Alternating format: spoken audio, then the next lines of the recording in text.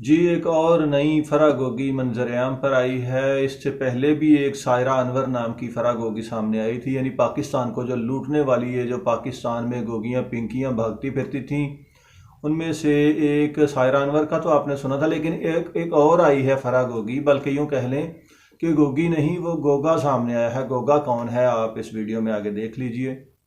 وہ ہے جی مولانا طارق جمیل صاحب، وہ جو عمران خان کی خاطر ایک گریٹ یوتھیا کا کردار ادا کر رہے تھے۔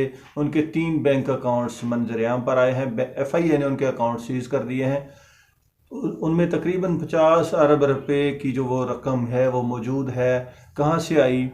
عمران خان جو جھوٹ بولنے کی تنخواہ دیتا تھا، جس طرح اس نے عمران ڈوز رکھے ہوئے ہیں، وہ کون سے عمران ڈوز؟ پیر پنجر، عمران ریاض، آفتاب اقبال، ارشاد بھٹی، وہ غلام حسین وغیرہ وغیرہ، صابر شاپر وغیرہ وغیرہ، اس طرح کے جو گھٹیا لوگ جو اسلام اور پاکستان کی عوام کے ساتھ غداری کر رہے ہیں، رات دن جھوٹ بولتے ہیں، دجال کے لیے کام کرتے ہیں، دجالی تنظیم کے جو اس کا جو مہرہ ہے عمران نیازی، جو پاکستان کو برباد کر رہا ہے، اس کے لیے جو کام کرتے ہیں، ان میں ایک یہ طارق جمیل بھی تھا، جو کہ یوں کہہ لیں کہ یہ گوگی پنکی، یہ ایک گوگا تھا، یہ بھی ایک لٹیرا ہے۔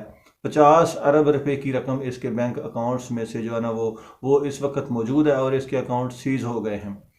طارق جمیل جس نے اسلام کا نام استعمال کرتے ہوئے ایک مغربی طاغوتی طاقتوں کے مہرہ عمران نیازی کی حمایت کی، اس کا سہولت کار بنا رہا، عوام کو بیوقوف بناتا رہا۔